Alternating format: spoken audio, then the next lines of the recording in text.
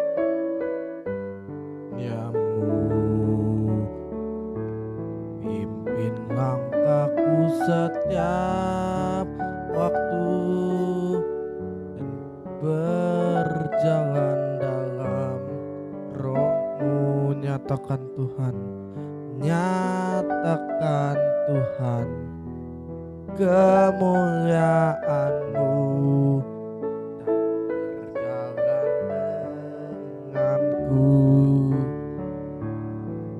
karena Engkau besertaku.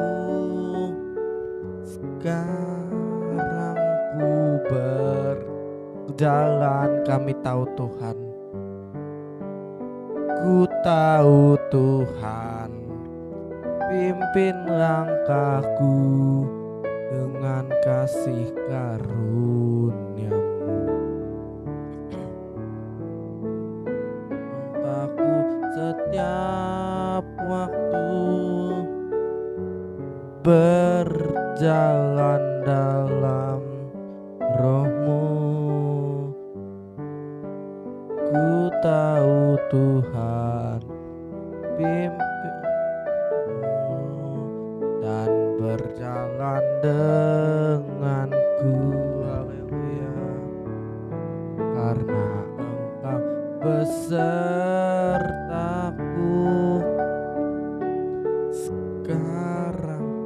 Sekarang ku berjalan, kami perlu Tuhan. Ku tahu Tuhan, pimpin langkahku dengan kasih karunia-Mu. Pimpin langkahku setiap waktu berjalan dalam Roh-Mu. Nyatakan Tuhan,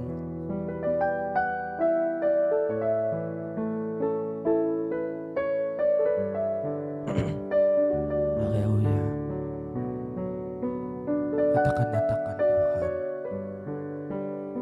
kemuliaan-Mu dan berjalan denganku.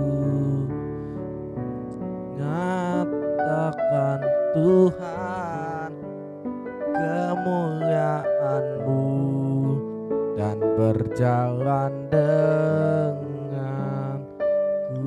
Haleluya, mari sembah Dia. Oh, haleluya. Kami perlu Engkau Tuhan, memimpin jalan kami, karena tanpa Engkau kami tidak bisa berbuat apa-apa. Kami, oh haleluya, Engkau yang menemukan setiap kami. Sembah Dia. Haleluya.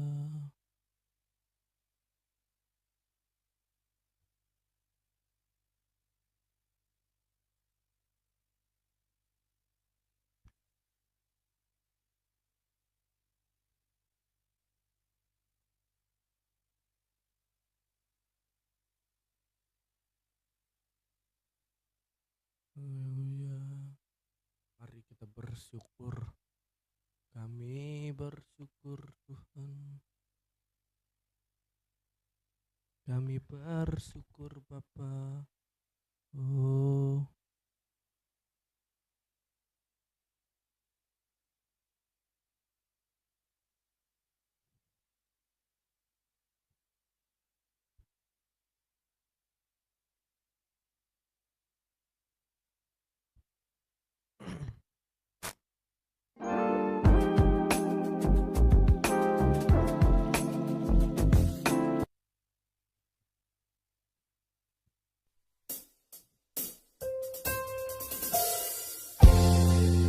kami bersyukur buat kasih setiamu di dalam hidup kami.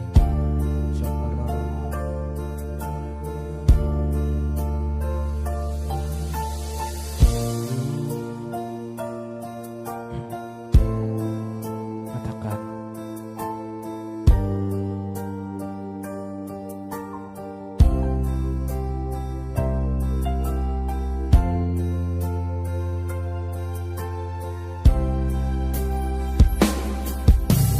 banyak yang kau perbuat di dalam hidupku. Rancangan indahmu terjadi di hidupku. Bapa yang mengerti segala yang ku perlu. Kasih-Mu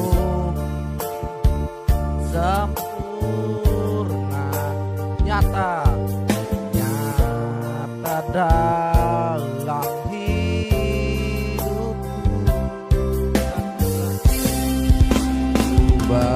Bersyukur Bapa, ku bersyukur Tuhan buat kasih setiamu di dalam hidupku.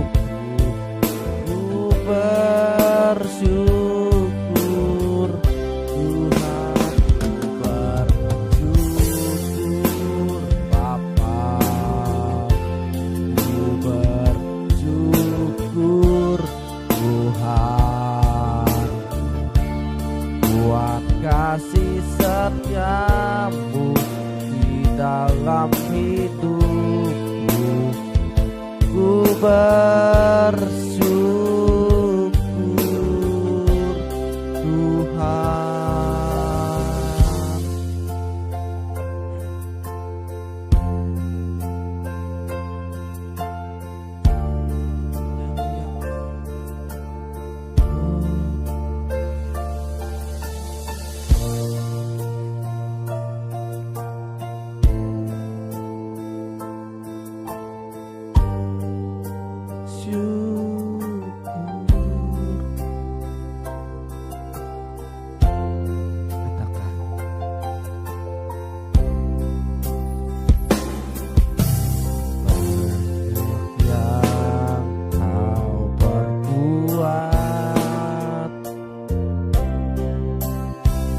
Dalam hidupku, sebab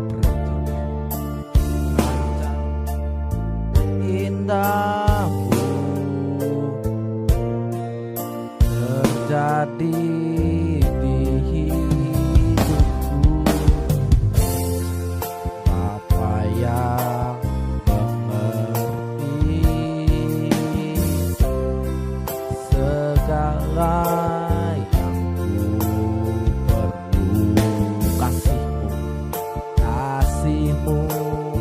sempurna,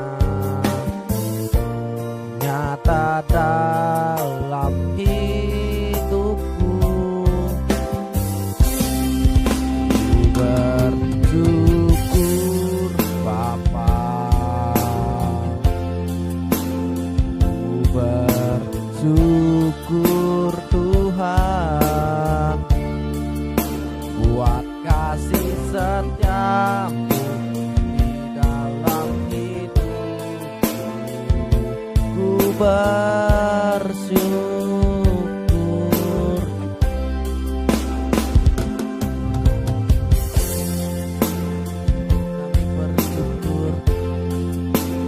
Kami bersyukur Tuhan, karena kasih setiamu di dalam setiap kami. Kami bersyukur.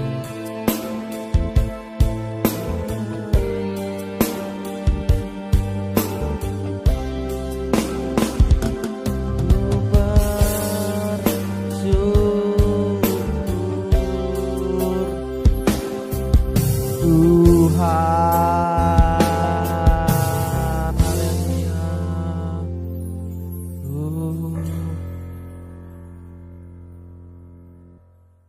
haleluya. Iya, iya. Hari ini satu topik yang luar biasa bagi setiap kita, yaitu adalah saya diurapi, kita diurapi. Nah, hari ini kita pernah hidup di dalam namanya adalah kuasa dosa, kekuasaan dosa.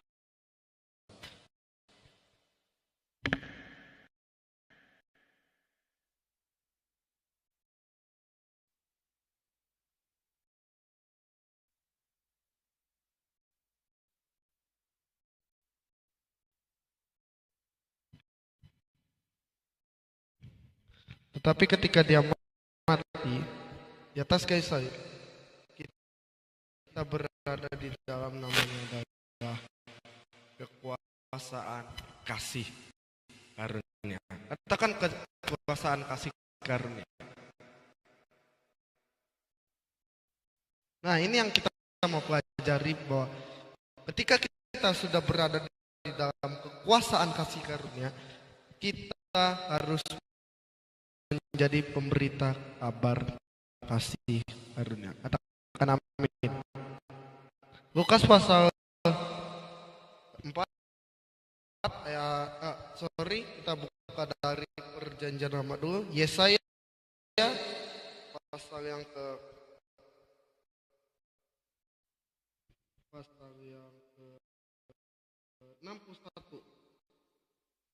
mulai dari ayat yang pertama sampai yang kedua.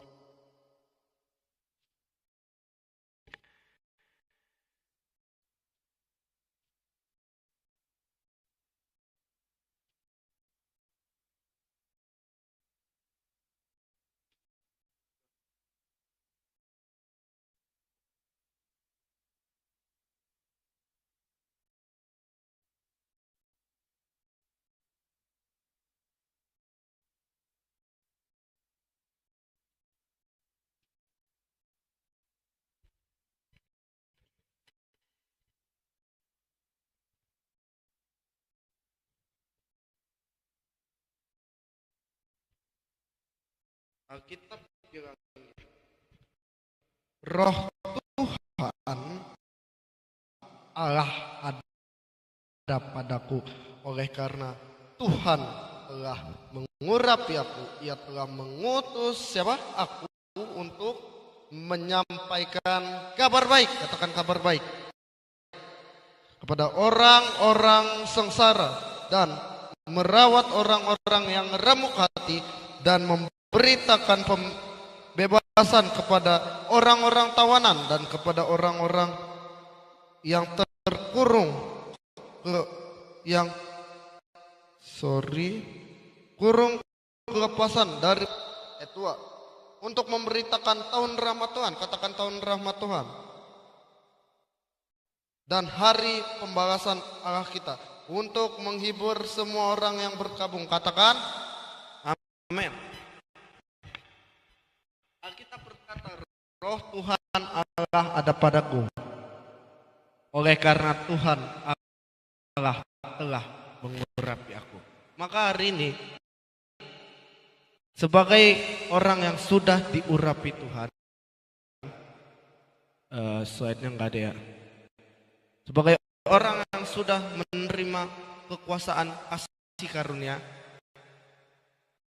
Alkitab berkata, jadilah penyampai kabar baik dan pemenang jiwa. Nah, ada beberapa tugas yang harus kita sampaikan di dalam kekuasaan kasih karunia. Sebelum itu, sebelum masuk ke slide, ada baiknya gini. Dulu di dalam penciptaan kita itu hidup di dalam namanya kekuasaan kasih karunia. Tapi ya semua disediakan oleh Tuhan, ada makanan, buah boleh dimakan. Tetapi sejak manusia mengenal dosa, makan buah perjanjian, Alkitab berkata, sebab manusia telah jatuh ke dalam dosa, telah kehilangan kemuliaan Allah. Akibat dari dosa ialah maut.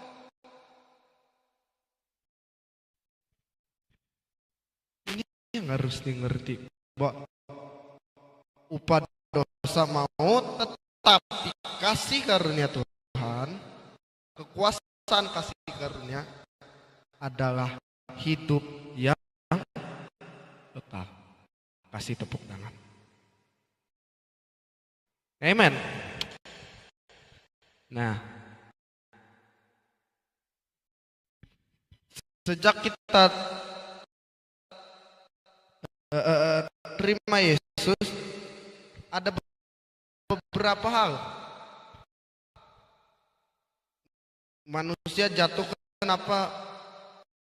Ada banyak orang nanya gini, kenapa Tuhan ciptakan manusia kalau ujung-ujungnya dia tahu kalau manusia jatuh ke dalam dosa? Itu pertanyaan yang sangat keliru sekali. Pertanyaannya gini, Tuhan nyiptain manusia itu bukan dengan antena. Jadi Tuhan gak pernah ciptain manusia itu dipakein remote control, gak pernah. Dia ciptakan tubuh, jiwa, dan roh. Beda dengan ciptaan yang lain. Kalau ciptaan yang lain, contohnya hewan, dia hanya punya tubuh, dia hanya punya jiwa. Jiwa itu apa? Jiwa itu adalah pikiran, perasaan, dan kehendak. Dan tumbuhan hanya punya tubuh, pikiran, perasaan, dan kehendak. Tetapi manusia spesial. Nah, pernah aku cerita dulu waktu doa malam juga ya, bahwa manusia itu lebih spesial, lebih sempurna daripada ciptaan yang lain. Yes, dia diciptakan tubuh, jiwa, dan roh. Makanya Tuhan gak pernah ciptain manusia ada antena, itu robot. Kenapa Tuhan menciptakan manusia tapi ujung-ujungnya jatuh ke dalam dosa? Karena manusia dikasih yang namanya jiwa,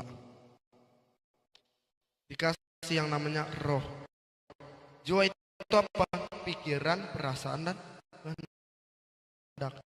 Jadi will itu ada di jiwa, keinginan itu ada di jiwa. Makanya Tuhan memberikan manusia itu free will, kehendak bebas. Nah, ketika manusia jatuh dalam dosa, jangankan Tuhan,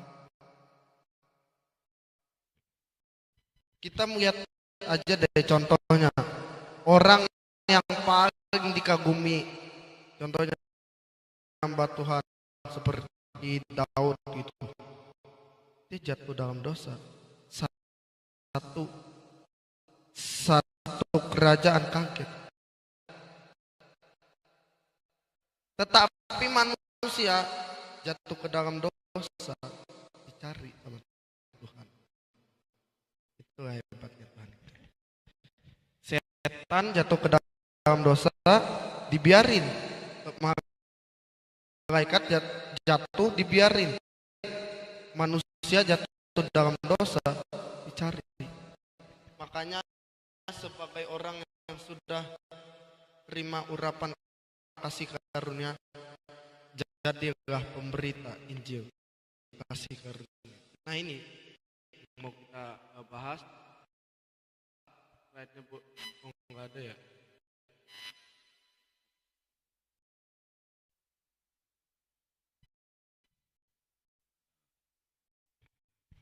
Apakah harus dimasukin slide-nya?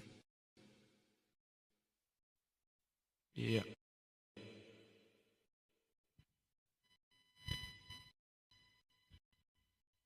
Oke.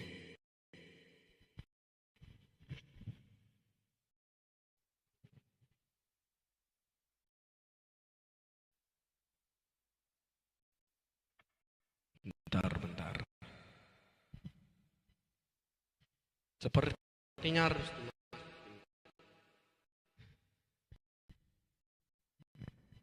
biar lebih gampang deh. Nanti bisa tinggal di edit ya.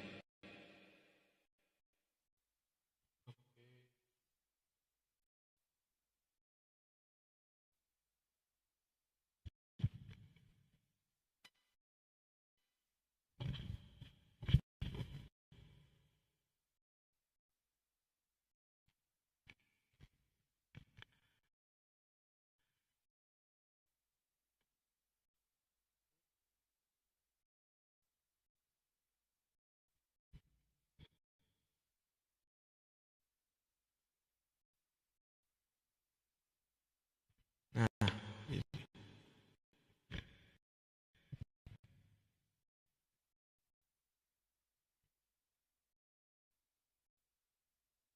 oke.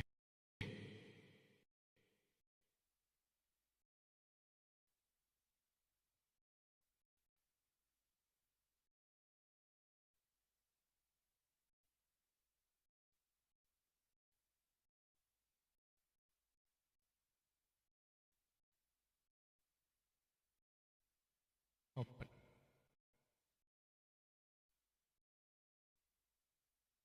Lagi membuka.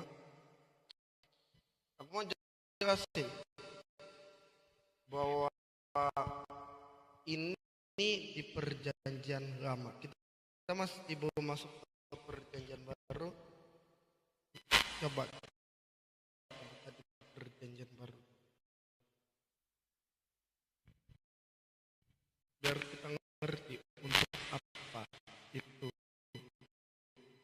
yang namanya pengurapan.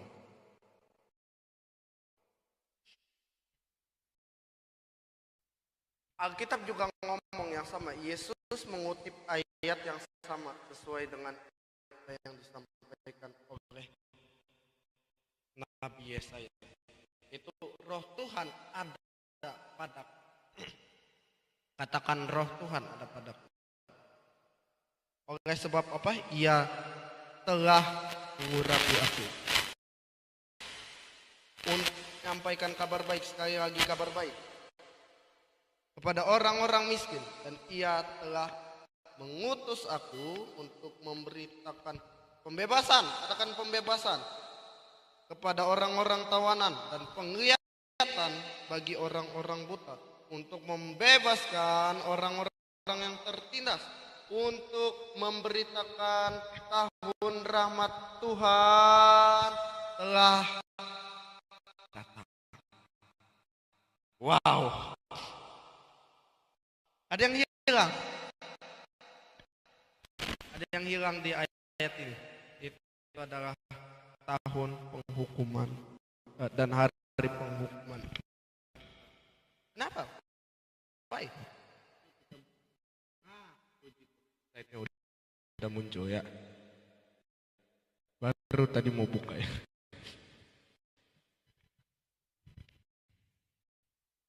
Bersyukurlah.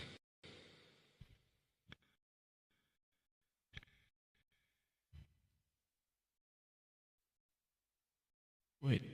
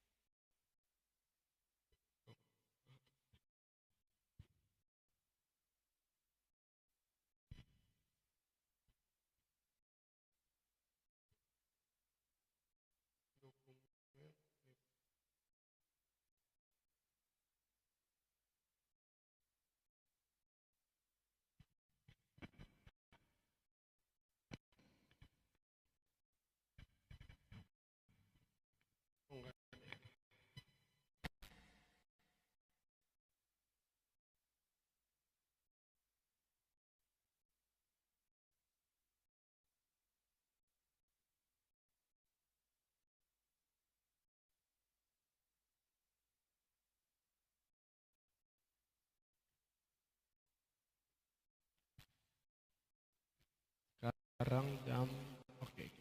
Masih lama, masih lama. Mau sampai jam berapa?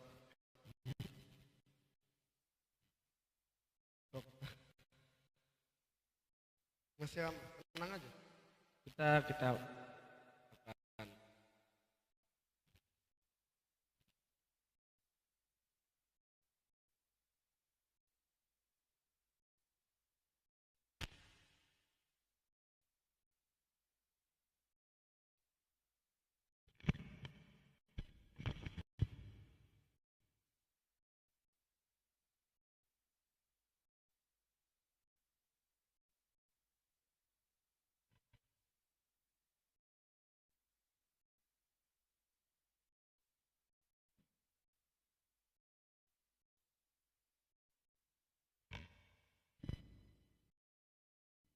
Oke. Di Alkitab itu ada hanya ada satu kata, telah mengurapi aku. Perhatikan di Yesaya, hanya ada satu kata, telah mengurapi aku. Roh Tuhan telah mengurapi aku. Nah, tetapi kita melihat bahwa ada beberapa kata untuk di situ.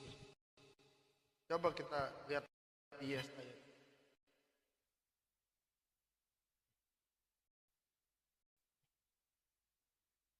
Untuk menyampaikan kabar baik kepada orang-orang sengsara, satu, dan merawat orang-orang